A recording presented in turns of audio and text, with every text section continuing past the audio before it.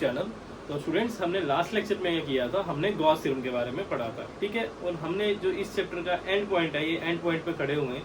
तो जो एंड है किससे होगा? एप्लीकेशन ऑफ गॉस थ्योरम से। जो गॉस थ्योरम की एप्लीकेशन है उससे ये एंड होगा। और जो ये गॉस थ्योरम की एप्लीकेशन है ये स्टेट बोर्ड में 99% आती है और सीबीएसई में भी तकरीबन 90% के चांसेस हैं ये आने के, ठीक है। तो इसकी 3 डेरिवेशन हैं, उसमें से हम पहली डेरिवेशन करने जा रहे हैं। पहली डेरिवेशन क्या है कि बोलता है कि with the help of the Gauss theorem की मदद से हमें ये करना है, हमें इलेक्ट्रिक फील्ड निकालनी है। लेकिन किसी कारण एक इन्फानाइट लॉन्ग स्ट्रेट वायर है हमारे पास, एक ऐसी वायर जिसकी जो इसकी लेंथ क्या है? इन्फानाइट है। उसके कारण क्या करना है, किसी एक पॉइंट पे मुझे इलेक्ट्रिक फील्ड निकालनी है कि उस पूरी वायर के कारण इलेक्ट्रिक फील्ड का फार्मूला क्या होता है, हमें वो डिराइव करना है, ठीक है।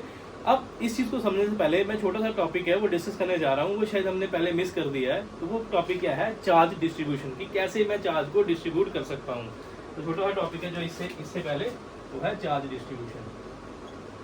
ये चार्ज को कैसे मैं डिस्ट्रीब्यूट कर सकता हूँ।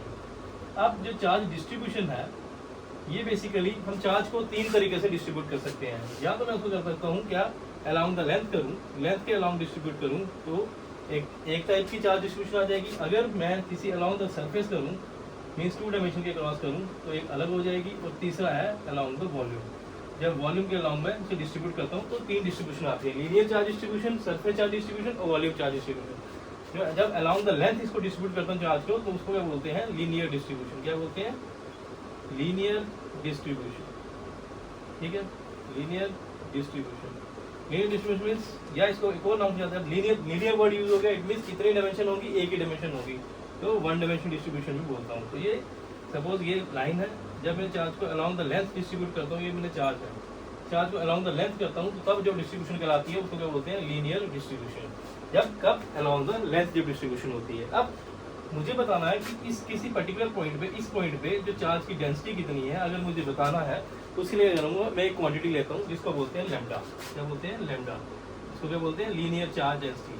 तो किसी पॉइंट पे अगर मुझे डेंसिटी बतानी है अलाउंग द लेंथ जब डिस्ट्रीब्यूट कर रहा हूँ तब एक पैरामीटर यूज करता हूँ, उसका नाम होता है लैम्डा। और लैम्डा को क्या बोलते हैं? Linear charge density. और जो लीनियर चार्ज डेंसिटी होती है, देखो कोई भी डेंसिटी, जो डेंसिटी होता है वो क्या होता है? जैसे हम बोलते हैं सिंपली डेंसिटी बोलते हैं, वो क्या होता है? मास पर यूनिट वॉल्यूम। उसी डेंसिटी को मास डेंसिटी बोलते हैं, इसलिए बोलते हैं मास पर यूनिट वॉल्यूम। इसी तरह ये क्या है? ये चार्ज डेंसिटी है, लैम्डा क्या है? Linear charge density. तो इसको बोलेंगे, इसको क्या बोलेंगे? Charge per unit volume. But volume नहीं बोलेंगे, वॉल्यूम होता 3 एक्सिस में, यहाँ पे एक एक्सिस है, इसका फार्मूला होगा चार्ज पर यूनिट लेंथ, ठीक है। तो ये जो लैम्डा है ये इंपॉर्टेंट है, ये आपके गॉस थ्योरम में इस्तेमाल होगा। तो लैम्डा क्या होता है? Charge per unit length. Charge divided by length is known as the lambda, that is linear charge density. इसी तरह जब चार्ज को अलाउंग द सरफेस में डिस्ट्रीब्यूट करता हूँ तब ऐसे, सपोज ये सरफेस है, जब इसके अलाउंग द सरफेस मैंने इसको डिस्ट्रीब्यूट किया तो इसे बोलेंगे सरफेस चार्ज डिस्ट्रीब्यूशन। अब किसी पर्टिकुलर सरफेस, ये पर्टिकुलर एरिया, यहाँ पे मैं डेंसिटी बताऊँ कितनी है, तो एक क्वांटिटी होती है जिसका नाम होता है सिग्मा। उसको क्या बोलते हैं? सिग्मा। तो सिग्मा को क्या बोलते हैं? Surface charge density. क्या बोलते हैं? Surface charge density. और इसका फार्मूला क्या होगा? Surface charge density. डेंसिटी है तो क्या होगा? Charge per unit volume. लेकिन ये 2 डायमेंशन है, इसे क्या बोलेंगे? एरिया। तो सिग्मा क्या होता है? Charge per unit area. ये आपकी सेकंड डेरिवेशन में यूज होगा सिग्मा, ठीक है। इसी तरह जब तो ये 2 डायमेंशन सरफेस जो डिस्ट्रीब्यूशन होती है क्या होता है? 2 डायमेंशनल चार्ज डिस्ट्रीब्यूशन। इसमें 2 डायमेंशन पे चार्ज को डिस्ट्रीब्यूट किया है। कौन सी? एक तो ये एक्स एक्सिस और एक ये वाई एक्सिस। तो 2 डायमेंशन में करते हैं, एक्स और वाई। तीसरा आता है आपका वॉल्यूम चार्ज डिस्ट्रीब्यूशन। इसको हम 3D डिस्ट्रीब्यूशन भी बोलते हैं। और कैसे ये अलाउंग द वॉल्यूम करते हैं, जैसे कोई स्फीयर है, स्फीयर के अलाउंग तीनों एक्सिस में करते हैं, ठीक है।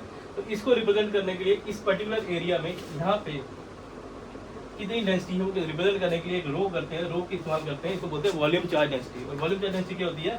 Charge per unit volume. Clear? देखो लीनियर डेंसिटी क्या होती है? Charge per unit length. इसमें इसका यूनिट क्या होगा? चार्ज का यूनिट कूलम, इसका क्या होगा? मीटर, इसको बोलेंगे कूलम मीटर। तो इसके यूनिट क्या होंगे? लैम्डा के कूलम मीटर। इसी तरह इसके यूनिट क्या होंगे? Coulomb upon metre square, area का मीटर, कूलम मीटर स्क्वायर। इसके यूनिट क्या होंगे? Coulomb upon metre cube. तो यहाँ से हमें बचा कि जब ये लीनियर चार्ज है, अगर उस लीनियर चार्ज की किसी पर्टिकुलर वैल्यू पे मुझे निकालना पड़े कि इस पॉइंट पे इसकी कितनी डेंसिटी है, वो कैसे बताएंगे? लैम्डा से बताएंगे। इसी तरह अगर सरफेस चार्ज होगा तो उसे सिग्मा से बताएंगे। सिग्मा क्या होगा? Charge upon area. तो ये छोटा सा टॉपिक था चार्ज डिस्ट्रीब्यूशन का, जो यहाँ पे इस्तेमाल होना था, ये मैंने आपको पहले ही बता दिया, ठीक है। अब हम डेरिवेशन को प्रोसीड करते हैं, डेरिवेशन करते हैं। डेरिवेशन क्या थी हमारी, ठीक है।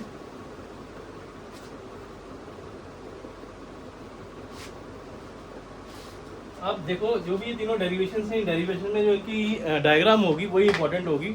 अगर डायग्राम किसी बच्चे को समझ आ जाती है तो ये क्वेश्चन हो जाएंगे। या जो मैंने प्रीवियस लेक्चर में हमने बताया था कि फ्लक्स कैसे निकलता है, अगर वो पता है तो ये डेरिवेशन ईजी है।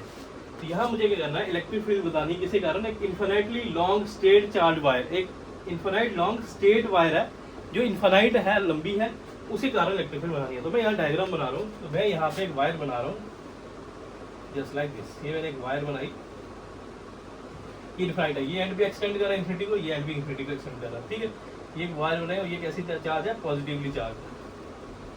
अब इस मुझे पता है पार्शियल के लिए इलेक्ट्रिक फील्ड डायरेक्शन क्या होती है, डायरेक्शन क्या होती है, स्ट्रेट आउटवर्ड होती है। कैसी होती है, स्ट्रेट आउटवर्ड। इस डायरेक्शन में भी और इस डायरेक्शन में भी स्ट्रेट आउटवर्ड होती है, ठीक है, ऐसी होती है। ये जस्ट बताने के लिए।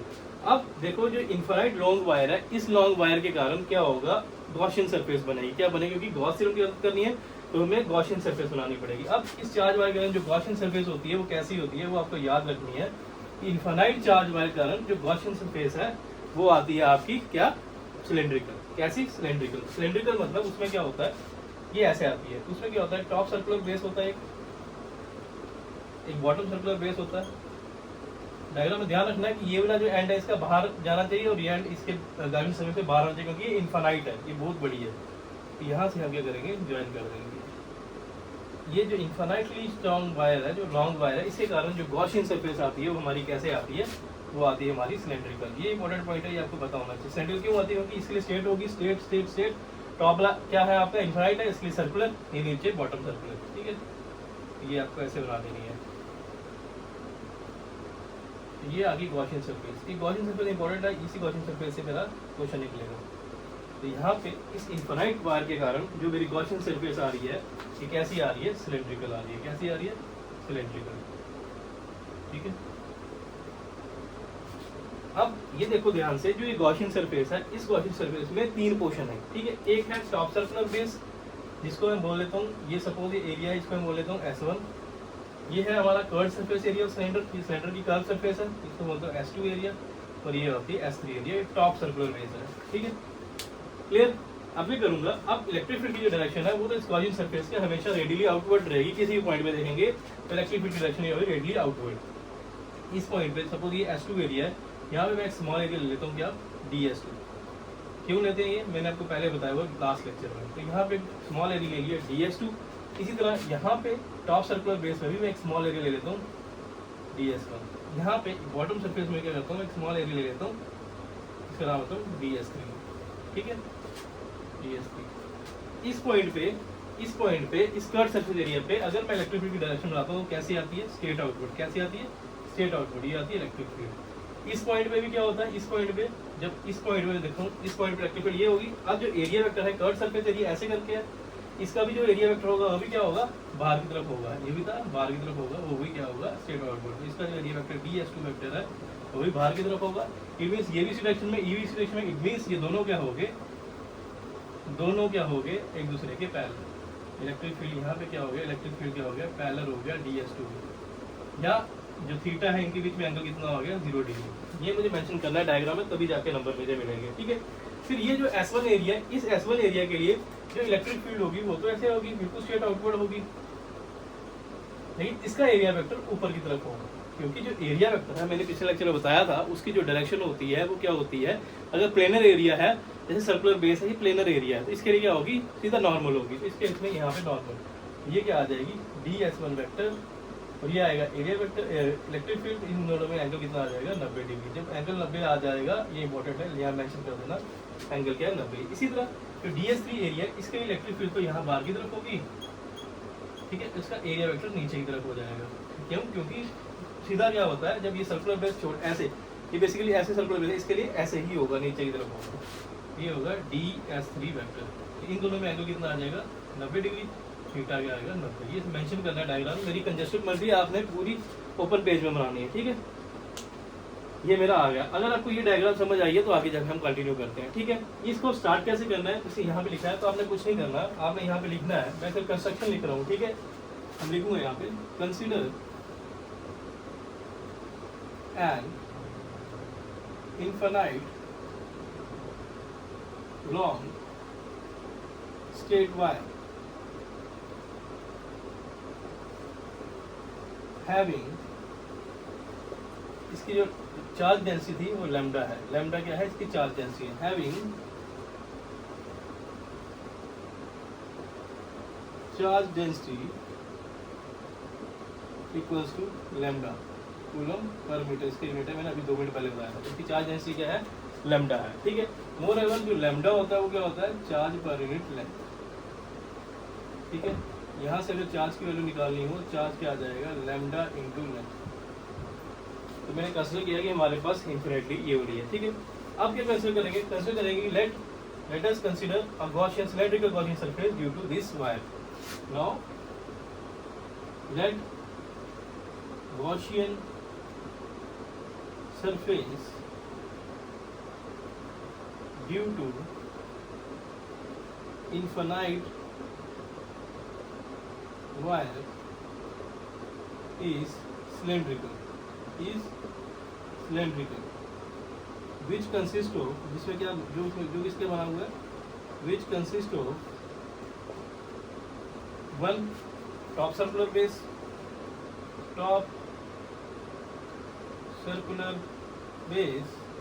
इसका नाम क्या है? S1। दूसरा क्या है? कर्ड सरफेस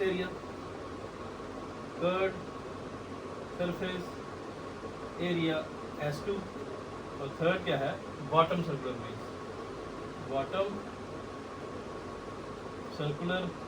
बेस, इसका नाम क्या है? S3। ये हमारी कंस्ट्रक्शन आ गई, इसमें ये हमने कंस्ट्रक्शन लिखना है। ठीक है, लिख दिया, मैं डायग्राम नहीं मिटा रहा। ठीक है। अब क्या करना हमने? ये कहानी लिख दी मैंने। अब फ्रॉम द फिगर हम लिखेंगे, from the figure it is clear. क्या क्या क्लियर? कौन पैरेलल है, कौन परपेंडिकुलर है, ये लाइन लिखनी है। ठीक है। हम लिखना है from the figure DS1 is perpendicular to E। देखो ये DS1 परपेंडिकुलर है E के, एक पॉइंट। दूसरा पॉइंट क्या है? DS2 पैरेलल है E के, DS2 parallel to E, that is यहाँ लिख देना थीटा इक्वल्स टू 90 डिग्री। यहाँ लिख देना theta equals to 0 degree. Third जो DS3 है, ये DS3 ये भी परपेंडिकुलर है, DS3 perpendicular to E। Theta क्या आ गया? 90 डिग्री। क्लियर हो गया? ये हमारा छोटा सा पॉइंट है। ठीक है। अब मुझे क्या निकालना है? मुझे निकालना है इलेक्ट्रिक फील्ड का एक्सप्रेशन। लेकिन इलेक्ट्रिक फील्ड निकालने से पहले मुझे क्या निकालना पड़ेगा? फ्लक्स निकालना पड़ेगा, क्योंकि जो गॉस थ्योरम में हमें फ्लक्स के बारे में बताता है। ठीक है। अब जो फ्लक्स आएगा, now total flux is, total flux क्या होगा? फाई के बराबर। तो वो किसके बराबर होगा? इंटीग्रेशन हो E.ds1 S1 प्लस इंटीग्रेट करेंगे E.ds2। फ्लक्स यही होता है ना, इंटीग्रेशन ऑफ E.ds। पिछले लेक्चर में बताया था मैंने, DS2 का इंटीग्रेशन हो जाएगा plus integration of E.ds3, DS2 DS3, इन दोनों का इंटीग्रेशन हो जाएगा। ठीक है। क्लियर है? बिल्कुल क्लियर है। अब देखो E.ds A डॉट बी क्या होता है? AB cos थीटा होता है। इसी तरह E.ds1 क्या होगा? EDS1 cos of theta. तो EDS1 DS1 थीटा कितना? 90 cos 90 प्लस यहाँ पे आएगा EDS2 cos of 0 degree. DS2 में क्या है? थीटा कितना है? 0 है।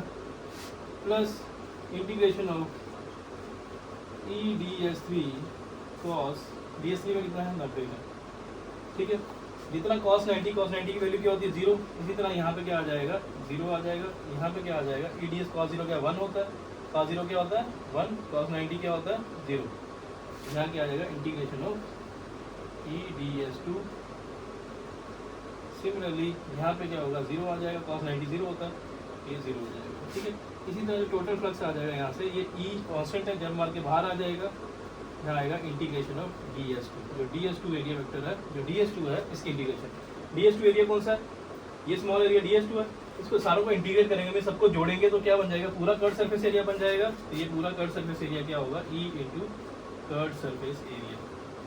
कर्व सरफेस एरिया क्या है? 2πr है, 2πr L।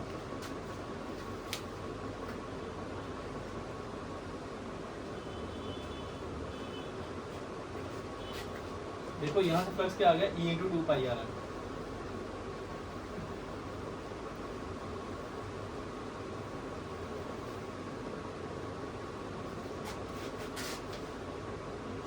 यहाँ से हमारा टोटल फ्लक्स क्या आया, टोटल फ्लक्स यहाँ से आया हमारा E into 2 pi r L. ठीक है, ये फ्लक्स आया हमारा इस डायग्राम से। बट मुझे तो गॉस थ्योरम की एप्लीकेशन है, गॉस थ्योरम तो इस्तेमाल नहीं की, but according to Gauss theorem के मुताबिक जो टोटल फ्लक्स होती है वो तो होती है 1/ε टाइम्स द चार्ज इनक्लोज्ड। ठीक है, ये इसको स्टार मान लो, इसको डबल स्टार मान लो, तो ये दोनों इक्वेशन के पूरी, ये बोल रहा फ्लक्स इसके बराबर है, ये बोल रहा फ्लक्स इसके बराबर है। तो यहाँ जब यहाँ से हम निकालेंगे तो यहाँ से क्या आ जाएगा, from star and double star, from star and double star, यहाँ से हमारा क्या आ जाएगा, E into 2 pi r l is equal to 1/ε times the charge. ये नीचे जाएगा यहाँ से, तो E किसके बराबर हो जाएगा, ये 2 पाई आर एल नीचे जाएगा यहाँ से, 1/2 pi epsilon naught R into L upon Q, ये आ जाएगा। ध्यान से देखना, यहाँ से क्या आ जाएगा, 2 पाई आर की जगह ये डिस्टेंस आ जाएगा। ठीक है,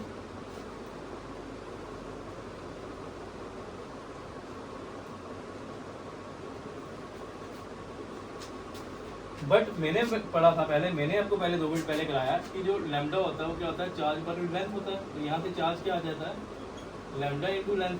ठीक है, तो यहाँ पे मैं जो ये वैल्यू है चार्ज की यहाँ पे पुट करूँगा, तो यहाँ पे क्या आ जाएगा, 1/2 pi epsilon naught R into L, Q की जगह लेंगे lambda into L, lambda into L, ये एल एल कैंसिल, यहाँ से इलेक्ट्रिक फील्ड का फाइनल एक्सप्रेशन आ जाएगा 1/2 pi epsilon naught lambda by R. ठीक है, ये जो एक्सप्रेशन है, ये एक्सप्रेशन जो है, ये हमारा फाइनल एक्सप्रेशन है। This is the electric field due to infinite long wire, infinite long wire के कारण जो इलेक्ट्रिक फील्ड की वैल्यू होती है वो होती है E equal to 1/2 pi epsilon naught lambda by R. यहाँ से बच्चों ध्यान से एक कंक्लूजन निकलती है, ये सारा क्या है, कांस्टेंट है, और जो लैम्डा है ये क्या है, लीनियर चार्ज डेंसिटी है, और ये लीनियर चार्ज डेंसिटी भी कांस्टेंट होगी। तो यहाँ से क्या आ गया कि जो E है, अगर सभी को कांस्टेंट मान लूँ तो E क्या हो गया, इनवर्सली प्रोपोर्शनल टू R हो गया। क्या हो गया, E inversely proportional to R हो गया। इसका मतलब क्या है कि R अगर R की वैल्यू कम होगी तो इसका भी देखते हैं इसका मतलब क्या। तो आपको कंक्लूजन देना है यहाँ से, डेरिवेशन तो यहाँ तक है, लेकिन इसका एक्स्ट्रा पॉइंट लेने के लिए मुझे ये कंक्लूड करना पड़ेगा, ग्राफ बनाना पड़ेगा E और R के बीच में। ठीक है,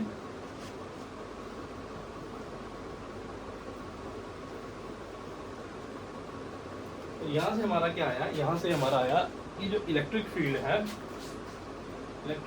वो इनवर्सली प्रोपोर्शनल है R के। इसका मतलब क्या हुआ, इनवर्स का मतलब क्या होता है, अगर R की वैल्यू कम होगी तो E की वैल्यू ज़्यादा होगी, या जहाँ पे R की वैल्यू ज़्यादा होगी E की वैल्यू वहाँ पे कम होगी।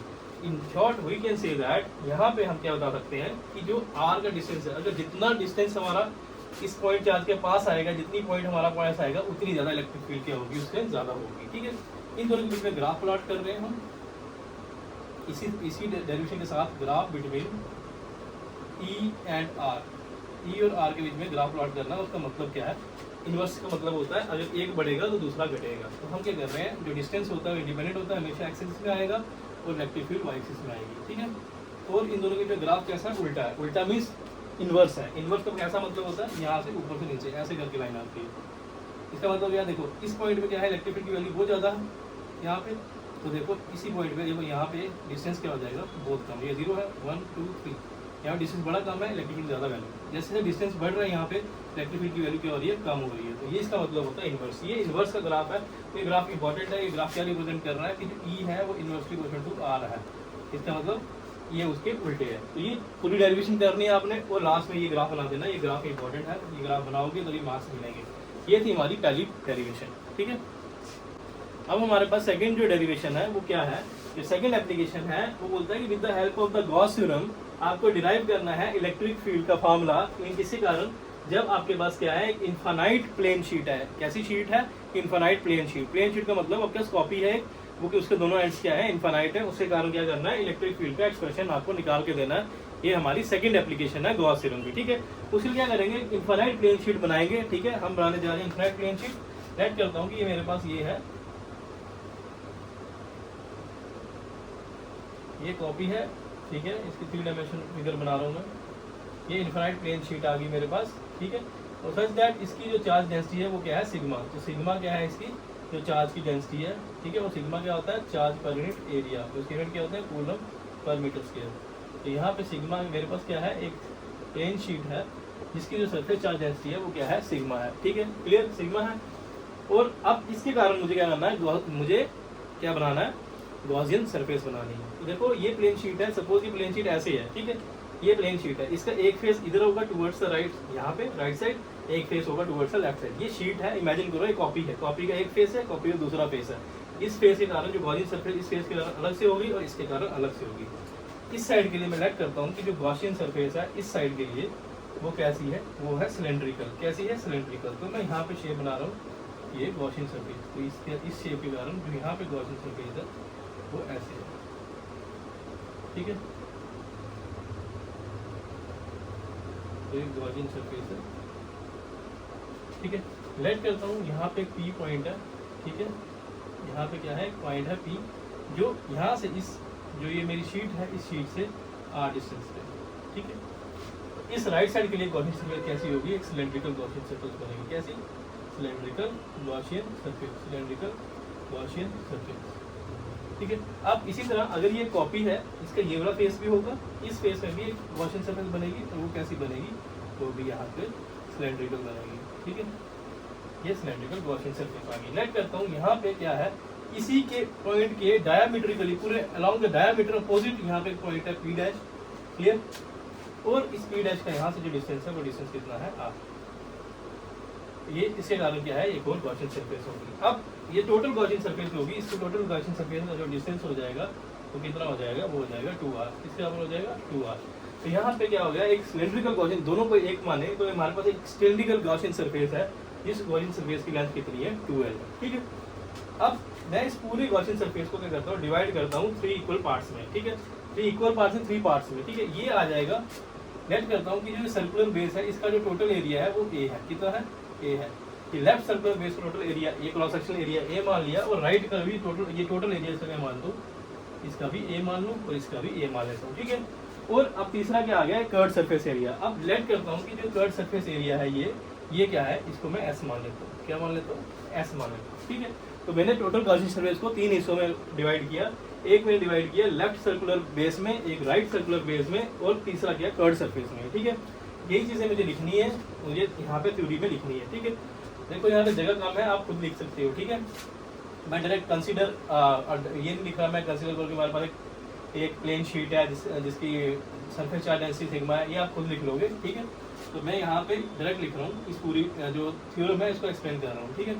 मैं यहाँ पे लिख रहा हूँ, let the Gaussian surface due to plane sheet be cylindrical. Gaussian surface कैसी है, cylindrical, having the length 2r, ठीक है। फिर मैं लिखूंगा let this Gaussian surface is divided into 3 parts. First, left circular base having cross-sectional area A. Left है इसका A है, सेकेंड है curved surface area which is equals to S. Third है right circular base having cross sectional area equals to A, ठीक है। जो मैंने आपको बोला वही हमने लिखवा दिया यहाँ पे, ठीक है। ये कंस्ट्रक्शन से इससे पहले हम लिखना है, कंसीडर करोगे अगर प्लेन शीट है, उस प्लेन शीट के कारण क्या है, आपकी सरफेस चार्ज डेंसिटी है, एक लाइन लिख लेता बस हो गया, ठीक है। ये हो गया। अब ये तो आ गया थ्योरी वाला पोर्शन। अब हम लिखना है मैथमेटिक्स पोर्शन, टोटल फ्लक्स निकालना है इस गॉसियन सरफेस से कितना है, तो बस हमारा आंसर आता है, ठीक है।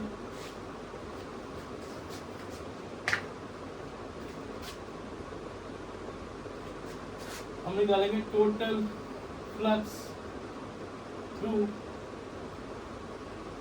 होल गॉसियन सरफेस, जो टोटल गॉसियन सरफेस है उसके कारण जो टोटल फ्लक्स है वो कितना होगा वो निकालना है, ठीक है। तो यहाँ पे हम टोटल फ्लक्स निकालेंगे, टोटल फ्लक्स इसके बराबर होगा, वो आपका इंपॉर्टेंट है, ठीक है। लेट करता हूँ कि जो ये एरिया है ये लेफ्ट सर्कुलर बेस है, देखो इलेक्ट्रिक फील्ड ये इसके लिए यहाँ पे ये स्मॉल एरिया ले लिया मैंने डी ए, स्मॉल एरिया ले लिया। इसी तरह इसमें मैंने यहाँ पे क्या कर दिया, स्मॉल एरिया ले लिया डी ए, ठीक है। इसी तरह यहाँ कहीं पे मैंने एक स्मॉल एरिया ले लिया डी एस, ठीक है। आप क्या करोगे, आप यहाँ पे इलेक्ट्रिक फील्ड की डायरेक्शन बताओगे और एरिया वेक्टर की डायरेक्शन बनाओगे, ठीक है। ये जो एरिया वेक्टर है ये इसके लिए इलेक्ट्रिक फील्ड स्ट्रेट आउटवर्ड होगी।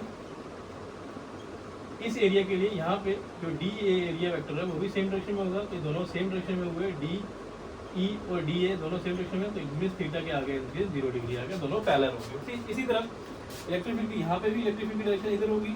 इस केस में जो एरिया वेक्टर है ये डी ए एरिया वेक्टर वो भी इस तरफ होगा, दोनों के हो जाएंगे पैरेलल, यहाँ से आ जाएगा E is parallel to D A vector, तो यहाँ पे थीटा क्या आ जाएगा 0, यहाँ पे भी 0, यहाँ पे भी 0। इस केस में देखो, इस केस में इसका एरिया वेक्टर ऊपर की तरफ होगा, ये डी एस एरिया वेक्टर होगा, और इलेक्ट्रिक फील्ड देखो इस केस में देखो या तो इधर आ रही होगी, इधर आ रही है, तो यहाँ पे एंगल ये इलेक्ट्रिक फील्ड होगी, तो यहाँ पे एंगल क्या आ जाएगा 90 हो जाएगा।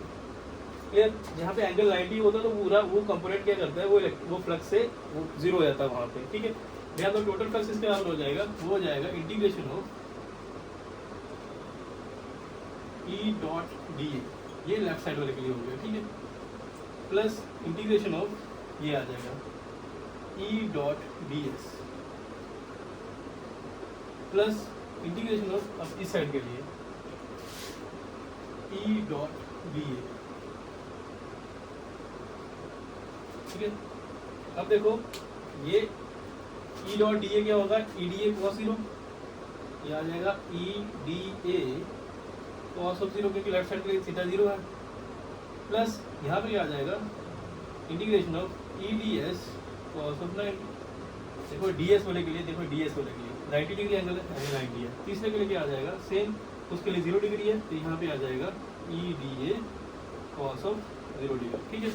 यहाँ से टोटल फ्लक्स इसके बराबर निकलेगा, यहाँ से ध्यान देना, ये cos 0 1 होता है, तो ये ई डी ए बचेगा यहाँ पे, तो बचेगा integration of E D A whole area A, plus ये 90 है तो ये 0 हो जाएगा, प्लस 0 हो जाएगा, यहाँ पे क्या आ जाएगा इंटीग्रेशन ऑफ ई डी ए, ठीक है।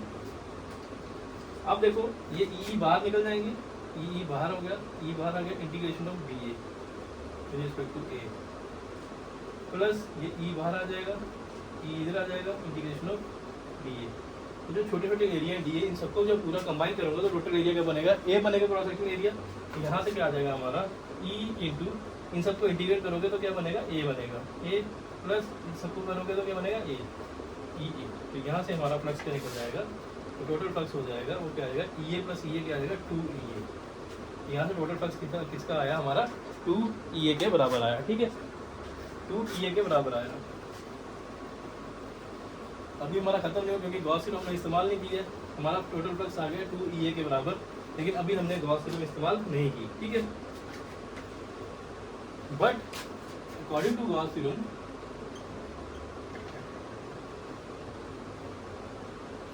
जो टोटल फ्लक्स होता है वो तो होता है 1/ε टाइम्स द चार्ज एनक्लोज्ड, ठीक है। तो ये और ये फ्लक्स है, ये भी फ्लक्स है, इन दोनों को कंपेयर करेंगे तो हमारे पास क्या है, कंपेयर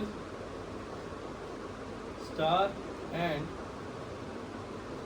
डबल स्टार, इसको डबल स्टार मान लो, इसको स्टार मान लो, इन दोनों कंपेयर करेंगे तो यहाँ से क्या आ जाएगा 2 ई ए किसके बराबर आएगा, यहाँ से 1/ε टाइम्स द चार्ज, यहाँ से ई किसके बराबर आ जाएगा कि 2 ए नीचे आएगा,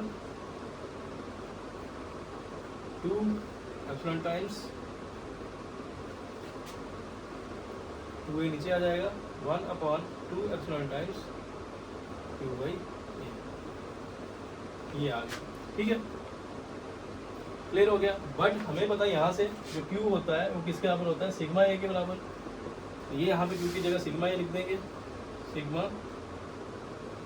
इंटू a/2 ए, ये a कट जाएगा, यहाँ से इलेक्ट्रिक फील्ड आएगी, इलेक्ट्रिक फील्ड से आएगी सिग्मा/2 ये जो एक्सप्रेशन है ये बड़ा इंपॉर्टेंट एक्सप्रेशन है। तो ये जो इलेक्ट्रिक फील्ड होगी, this is the electric field due to infinite plane sheet. Infinite plane sheet के अंदर जो इलेक्ट्रिक फील्ड होगी उसका फार्मूला क्या होगा ये। अब इसको एनालाइज करो, कभी कभी इसी से क्वेश्चन पूछता है। देखो ये जो इलेक्ट्रिक फील्ड है किस पे डिपेंड कर रही है, एक तो कर रही है सिग्मा के ऊपर, ठीक है, और दूसरा इसके ऊपर, ये तो कांस्टेंट है। इसका मतलब क्या हो गया, जो इलेक्ट्रिक फील्ड है वो डायरेक्टली प्रोपोर्शनल है सरफेस चार्ज डेंसिटी सिग्मा के। सिग्मा क्या है, सरफेस चार्ज डेंसिटी। अगर ये सरफेस चार्ज डेंसिटी पॉजिटिव होगी तो सिग्मा की डायरेक्शन, अगर सिग्मा पॉजिटिव हुआ तो इलेक्ट्रिक फील्ड आउटवर्ड होगी या इनवर्ड, वो बताना है। या अगर सिग्मा नेगेटिव हुआ तो ये क्या होगी, इसकी डायरेक्शन क्या होगी, ये। ठीक है, ये अभी खत्म नहीं हुआ, यहाँ पे लिख देना आपने। ये एक्सप्रेशन इसका आ गया सिग्मा अपॉन 2 एप्सिलॉन। ठीक है, तो हमने अभी क्या पढ़ा, हमने पढ़ा कि जो सिग्मा है, जो इलेक्ट्रिक फील्ड है, ये होती है सिग्मा अपॉन 2 एप्सिलॉन नॉट। ये दोनों कांस्टेंट आ गया। तो यहाँ से क्या हुआ कि जो इलेक्ट्रिक फील्ड है वो डायरेक्टली प्रोपोर्शनल है सिग्मा पे। इसका मतलब क्या हुआ कि अगर 2 पॉइंट है, अगर जो सिग्मा है वो पॉजिटिव हुआ, mean surface charge density positive हुई, तो अगर कोई चीज़ पॉजिटिव है तो इलेक्ट्रिक फील्ड कहाँ पे होगी, आउटवर्ड बाहर की तरफ। देन इस केस में देन जो इलेक्ट्रिक फील्ड होगी वो कैसी होगी, आउटवर्ड होगी, या उसको बोलेंगे अवे फ्रॉम द शीट होगी, अवे फ्रॉम शीट होगी। ठीक है, दूसरा पॉइंट है, अगर जो सिग्मा है हमारा नेगेटिव हुआ, मीन अगर सरफेस चार्ज डेंसिटी, अगर ये प्लेट ये आपको नेगेटिव दिख रही है जो हमारी शीट है, देन उसका मतलब क्या होगा कि जो इलेक्ट्रिक फील्ड होगी वो क्या होगी, इनवर्ट होगी। क्या होगी, इनवर्ट होगी, और you can say towards the sheet होगी। कहाँ होगी, टूवर्ड्स द शीट होगी। ये पॉइंट, दोनों पॉइंट इंपॉर्टेंट है। ये हमारी कंक्लूजन है, और ये कंक्लूजन में आपको नंबर मिलेंगे। तो ये 2 पॉइंट आपको लिखने हैं कि अगर हमारा सिग्मा पॉजिटिव हुआ तो इसका मतलब क्या है, आउटवर्ड या अवे फ्रॉम द शीट होगी इलेक्ट्रिक फील्ड लाइंस, और अगर हमारी नेगेटिव हुई तो ये होंगी टूवर्ड्स होंगी। ठीक है, तो ये थी हमारी सेकंड डेरिवेशन, और हम अपने लेक्चर को यहाँ पे एंड करेंगे। ठीक है, thanks for watching our video.